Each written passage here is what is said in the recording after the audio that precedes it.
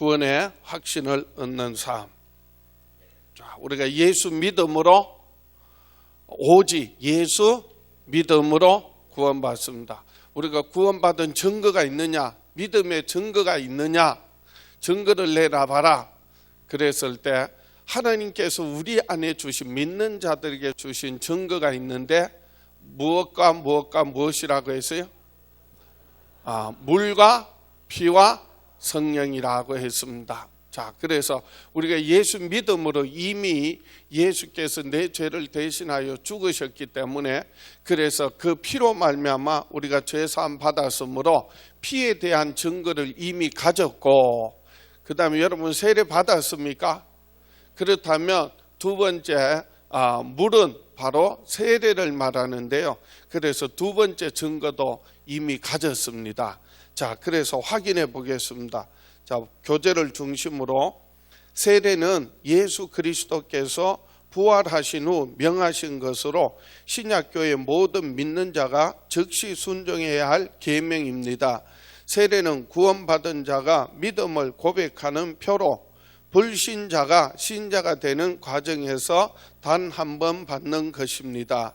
신자는 세례를 통해 예수의 죽음과 부활에 연합하여 옛 사람을 장사 지내고 예수 안에서 새 생명으로 다시 사는 것입니다. 여기 밑줄을 쫙 그으세요. 신자는 세례를 통해 예수의 죽음과 부활에 연합하여, 그게 동그라미를 치시고 연합에 동그라미 치시고 연합하여 옛 사람을 장사 지내고 예수 안에서 새 생명으로 다시 사는 것입니다. 새 생명에다가 동그라미 치시고 밑줄 치고 동그라미. 그러므로 세례 받은 후에는 마귀에게 속하여 세상 풍속을 쫓아 살던 과거의 삶을 완전히 장사 지내고 예수의 몸이요 지체로서 합당한 삶을 살아야 합니다. 세례는 순종의 표이므로 세례받은 자는 예수 그리스도의 모든 말씀에 순종해야 합니다. 그래서 그 세례는부터 밑줄 치세요. 세례는 순종의 표이므로, 순종에다 동그라미 치시고, 세례는 순종의 표이므로 세례받은 자는 예수 그리스도의 모든 말씀에 순종해야 합니다.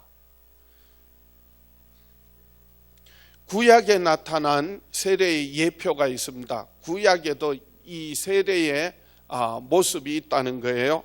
자, 세례에 대한 구약의 예표는 이스라엘 백성이 홍해를 건넌 사건입니다. 이스라엘 백성들이 애굽에서 나와서 홍해를 지날 때, 홍해를 건널 때 그게 뭐 받았다고요?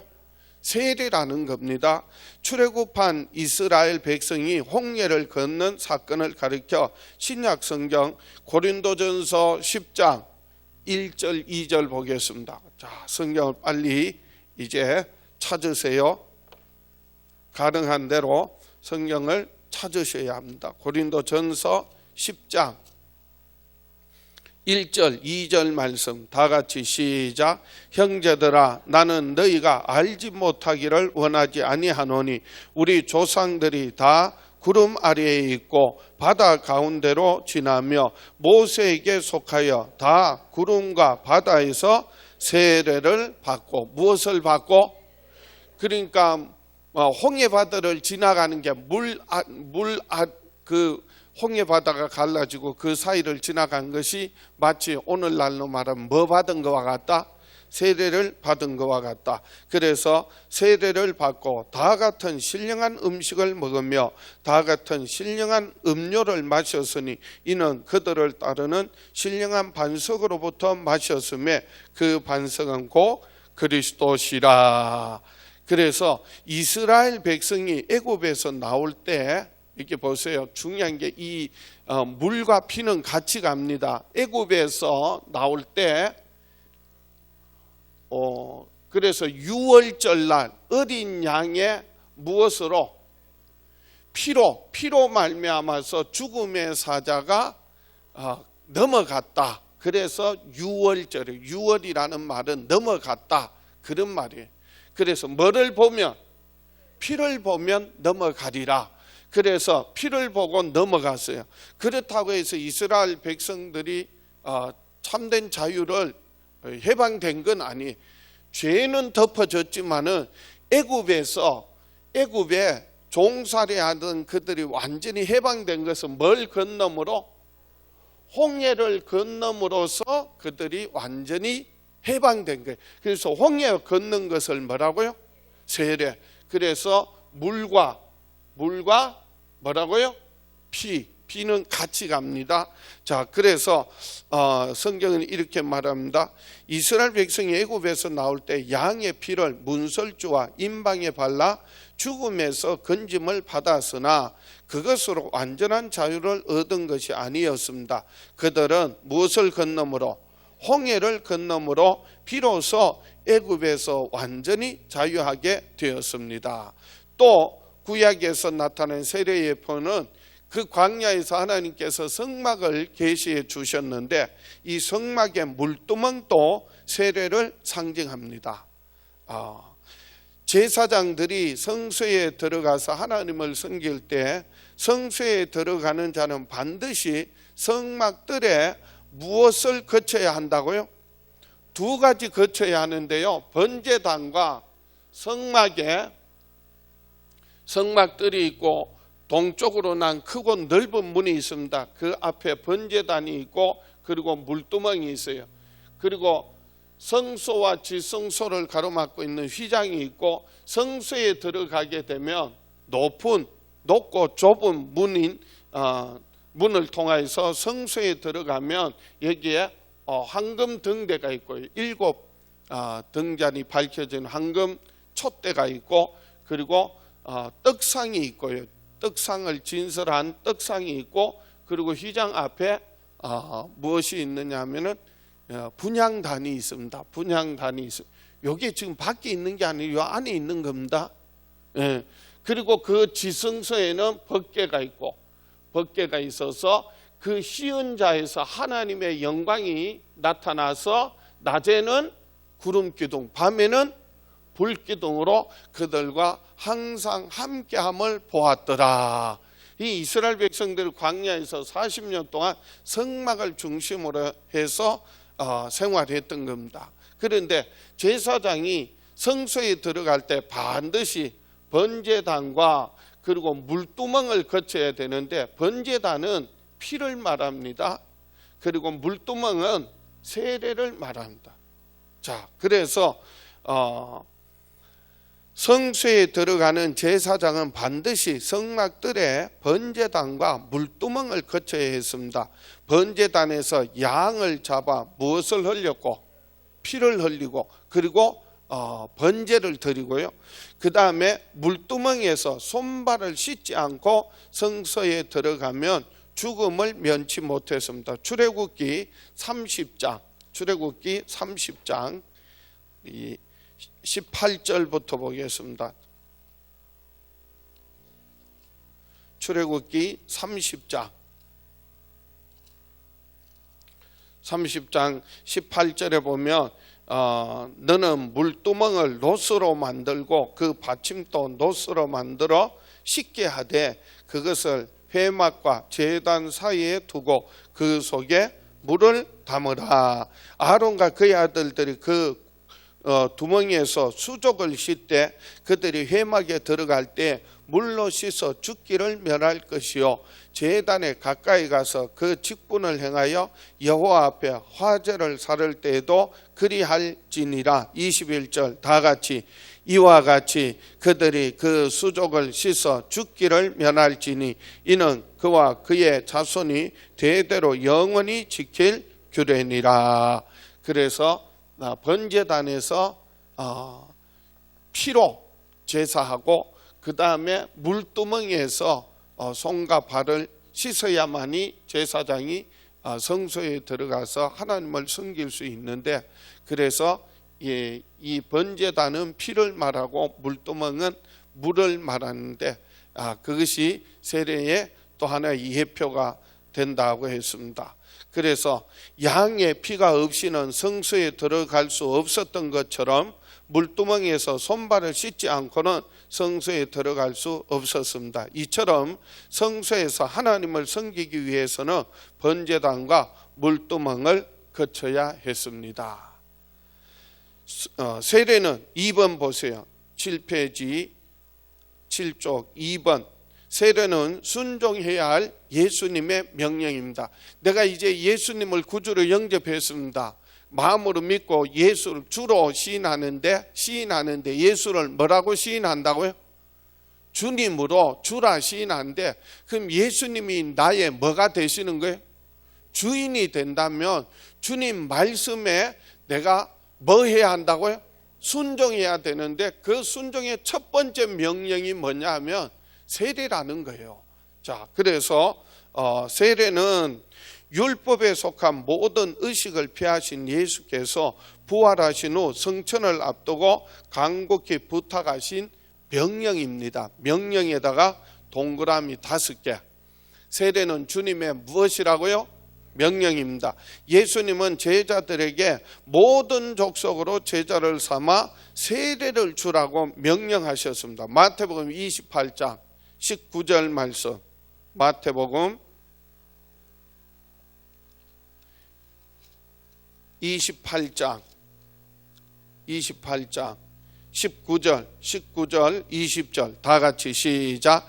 그러므로 너희는 가서 모든 민족을 제자로 삼아 아버지와 아들과 성령의 이름으로 세례를 베풀고 내가 너희에게 분부한 모든 것을 가르쳐 지키게 하라. 볼지어다 내가 세상 끝날까지 너희와 항상 함께 있으리라 하시니라. 여기 주님이 마지막 대명령이라고 하는데요, 이 마지막 주님의 대명령은 너희는 가서 모든 민족을 뭐 삼아라?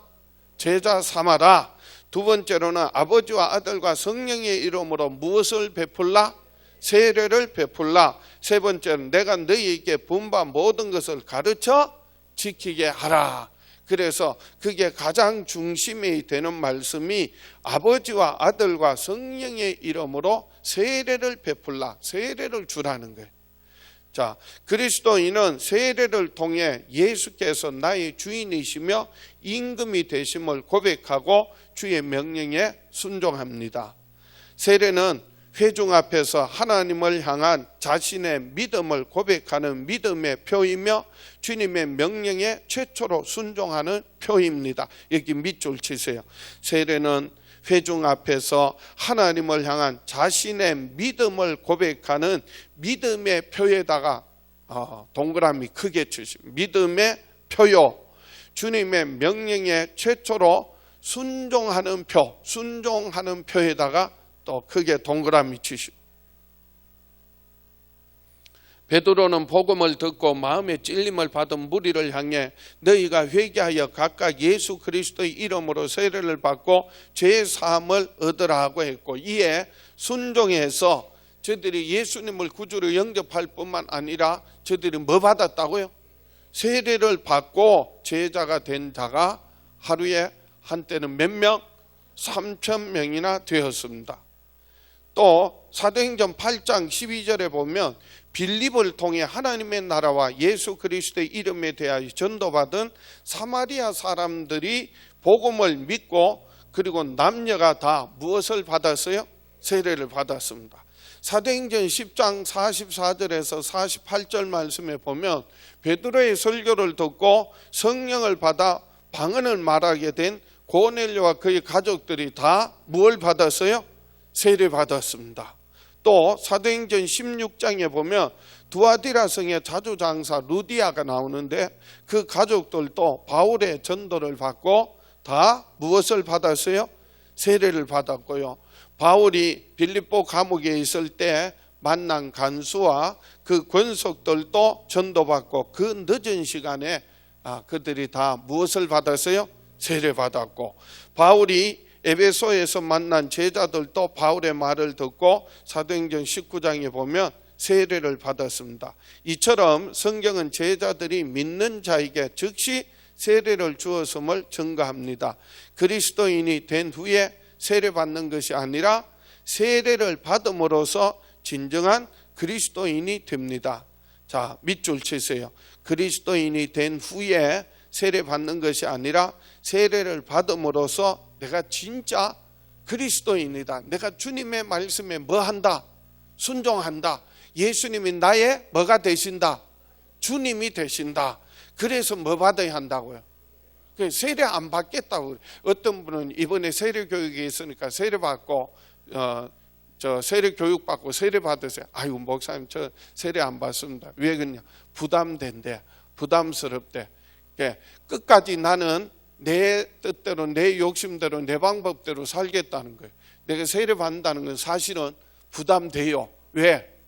이제는 예수님이 나의 뭐가 되시는? 주가 되시고 내가 주님의 말씀에 뭐 하겠다? 순종하겠다는 그 순종의 의미가 뭐라고요? 세례이기 때문에. 그래서 우리가 세례를 받음으로써 진정한 그리스도인이 됩니다. 세례는 예수께서도 초월하지 않으신 것으로 예수님도 뭐 받으셨어요? 세례를 받으시고 성령을 받으신 후 비로소 뭐가 시작되었다고요?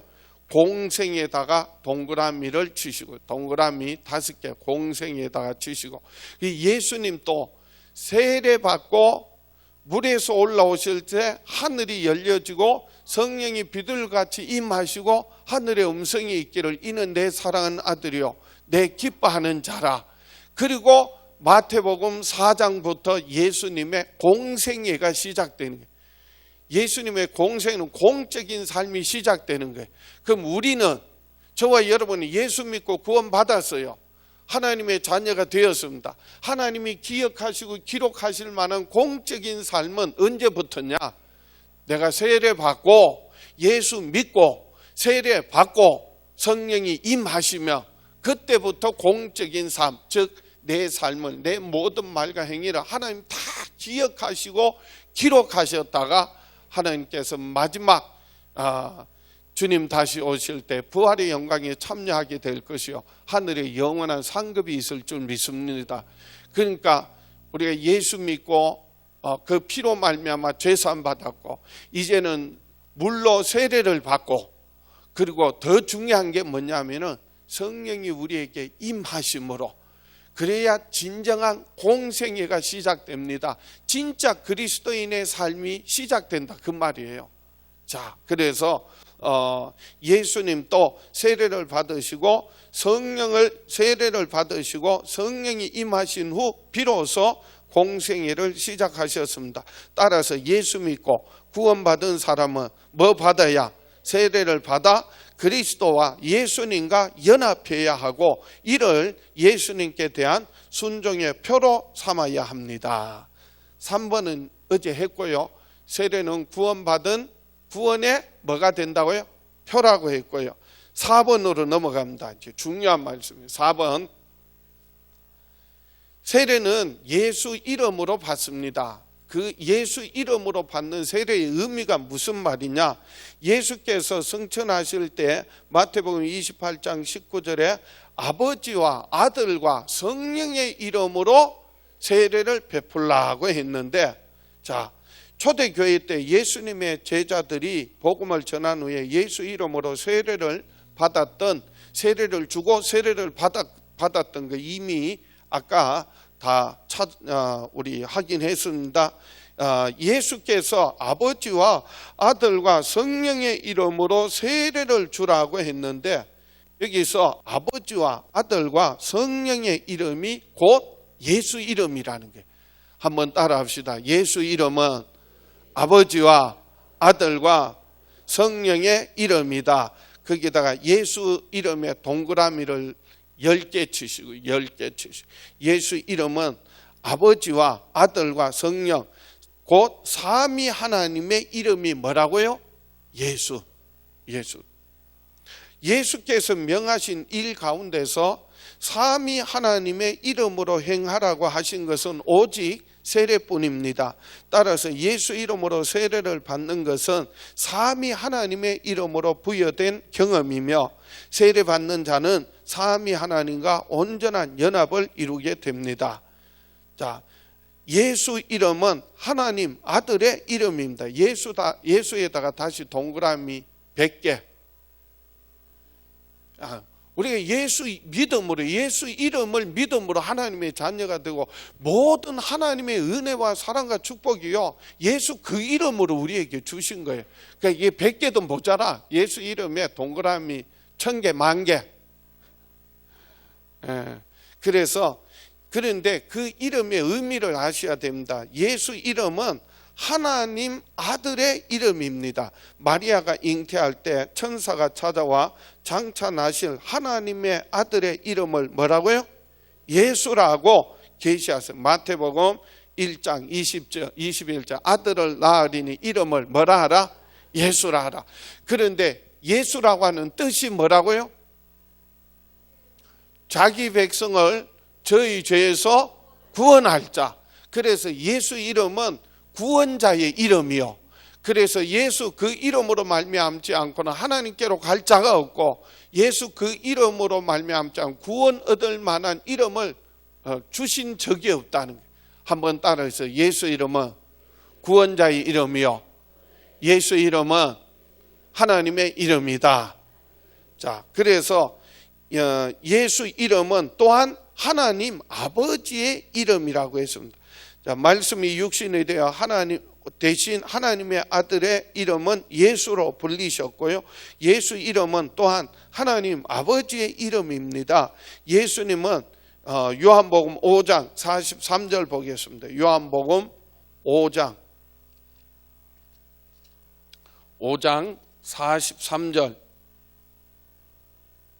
43절 말씀 다 같이 시작. 나는 내 아버지의 이름으로 왔음에 너희가 영접하지 아니하나 만일 다른 사람이 자기 이름으로 오면 영접하리라.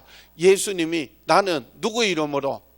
내 아버지의 이름으로 왔다라고 말씀하셨어요. 아버지의 이름으로. 또 요한복음 10장 뒤에 요한복음 10장 25절 말씀.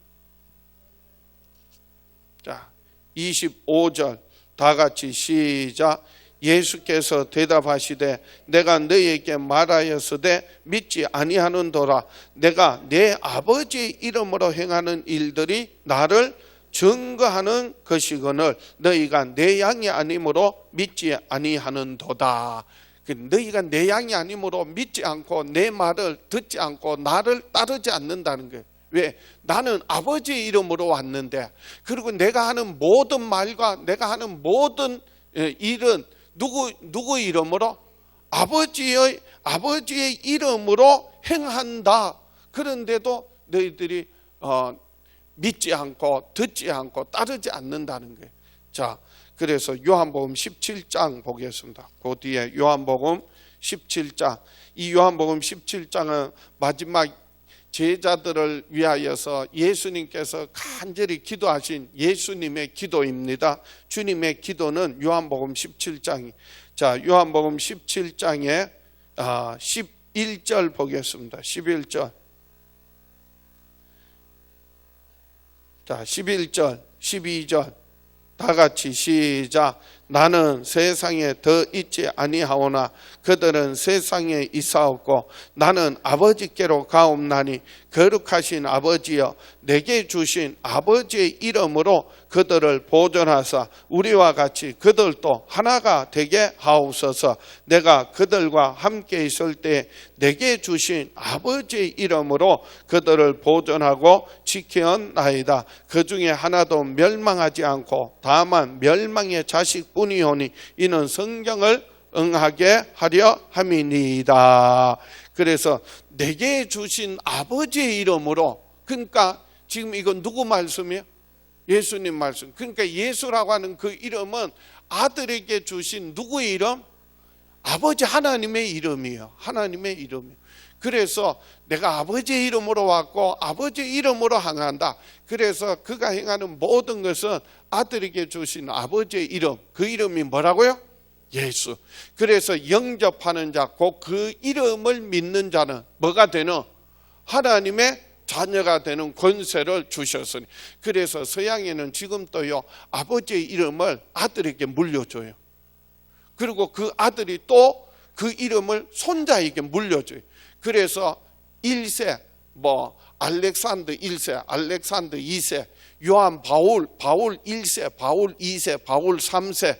그게 뭐냐면 그 이름을 그대로 물려주는 거예요.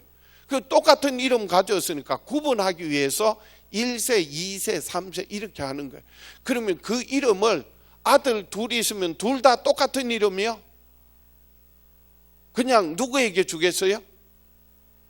장자에게 그 이름을 물려주는 거예요. 그 가문의 그 집안의 모든 명예와 모든 지위와 신분과 모든 그 재산을 그 이름으로 그 아들에게 다 물려준다는 거예요. 예수께서 이 땅에 오셔서 아버지 이름으로 오셨다는 것은 예수 안에 아버지의 모든 것을 그 아들을 통하여 다 주신다는, 그 이름을 믿는 저와 여러분은 또한 하나님의 뭐가 되고 자녀가 되고, 그래서 우리가 세례를 주는 것도 아버지와 아들과 성령의 이름으로 세례를 주는 거예요. 그 이름이 뭐라고요? 예수라는 이름은 아버지의 이름이요, 아들의 이름이요, 또한 성령의 이름이기도 하다는 거예요. 자, 보겠습니다. 그래서 다시 말해서 아들의 이름인 예수 이름은 본래 아버지의 이름이라는 것입니다. 예수 이름은 또한 성령의 이름입니다. 요한복음 14장 26절 보겠습니다. 요한복음 14장 26절 다 같이 시작.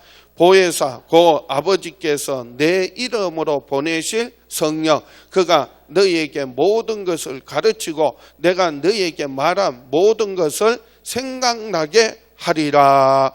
그래서 성령은 이름이 아니에요. 성령은 거룩한 영, 하나님의 영, 진리의 영, 그게 이름이 아니에요. 그러면 성령을 또한 보혜사라고도 합니다. 보혜사라는 말은 돕는 자, 변호사, 그리고 함께하는 자, 그런 의미가 있어요. 그러니까 보혜사가 이름이 아니에요. 그럼 성령의 진짜 이름은 예수 이름으로, 아버지의 이름으로. 그래서 보세요. 보혜사 곧 아버지께서 누구 이름으로? 예수 그 이름으로 보내실 성령. 그래서 예수라고 하는 이름은 아들의 이름이요, 아버지의 이름이요, 그리고 성령의 이름이다. 그래서 아버지와 아들과 성령의 이름으로 세례를 주라, 그 말은 곧 예수 이름으로. 그래서 세례를 줄 때 그게 나오는 조건들이, 사도행전에 쭉 나오는 조건들 찾아보세요. 그게 계속 반복하고 있는 내용이 뭐냐면 예수 이름으로 세례를 베풀고, 예수 이름으로 무엇을 받고? 세례를 받고, 그렇게 말은 누구 이름으로?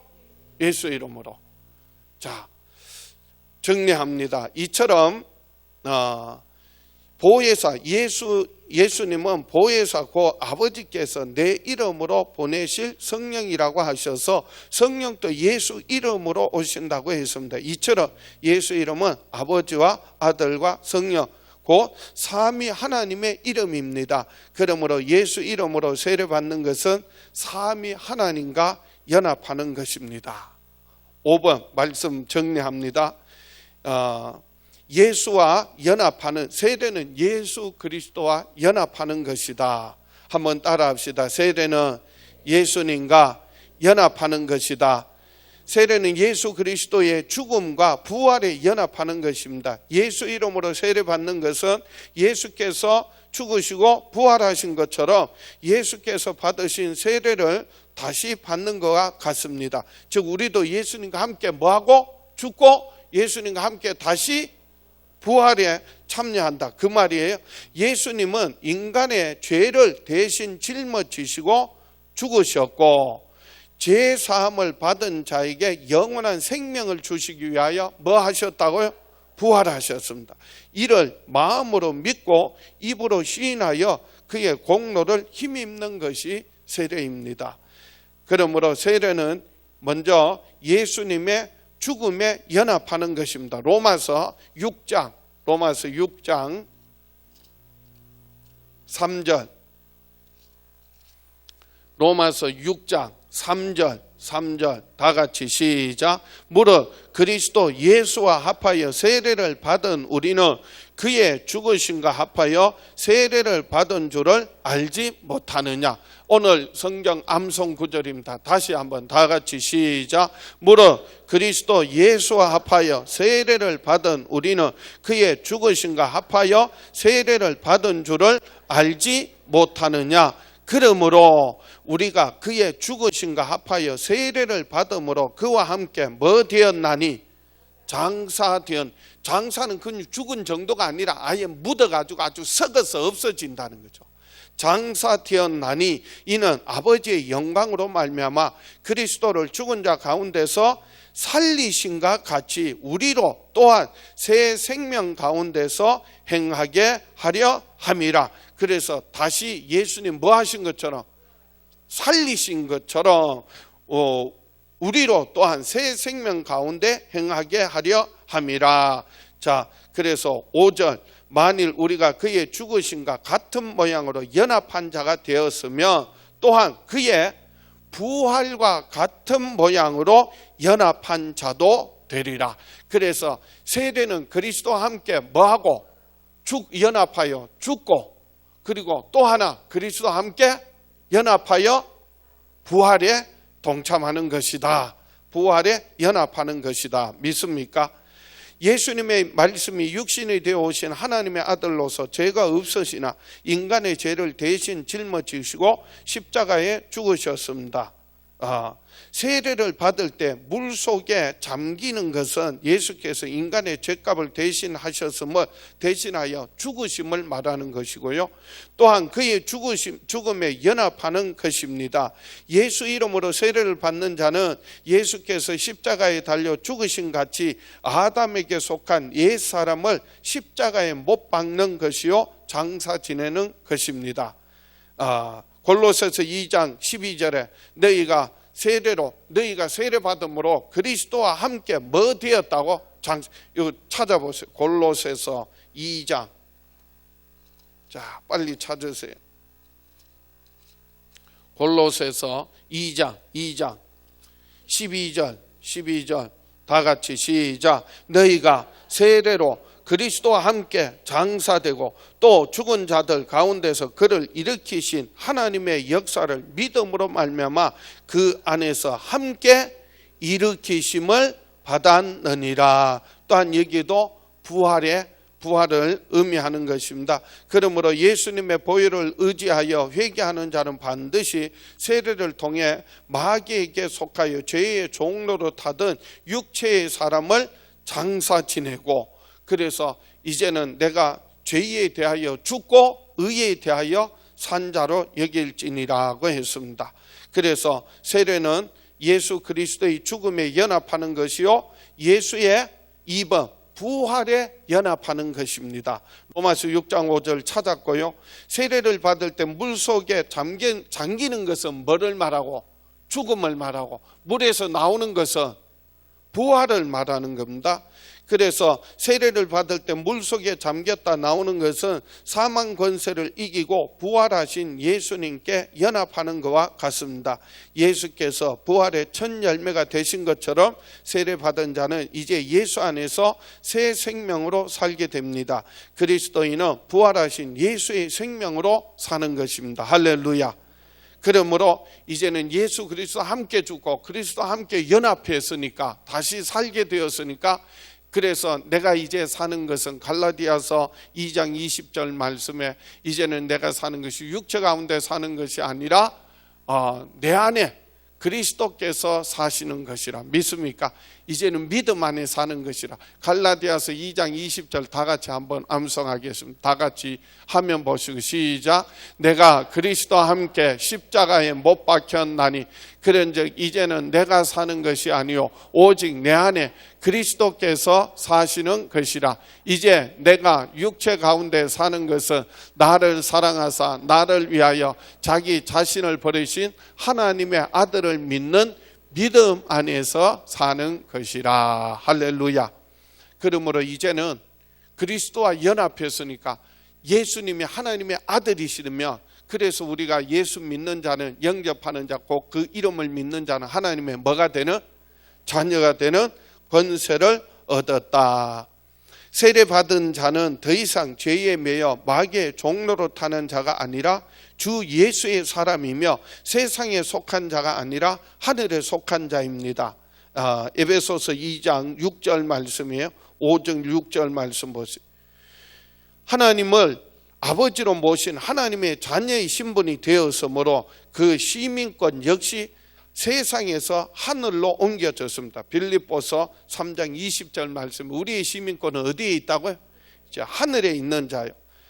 예수께서 부활하여 영원한 생명을 얻으셨듯이 예수님과 연합하여 세례받은 자는 이 땅에서 뿐만 아니라 영원히 예수의 생명으로 살게 됩니다. 로마서 6장 8절 9절 말씀.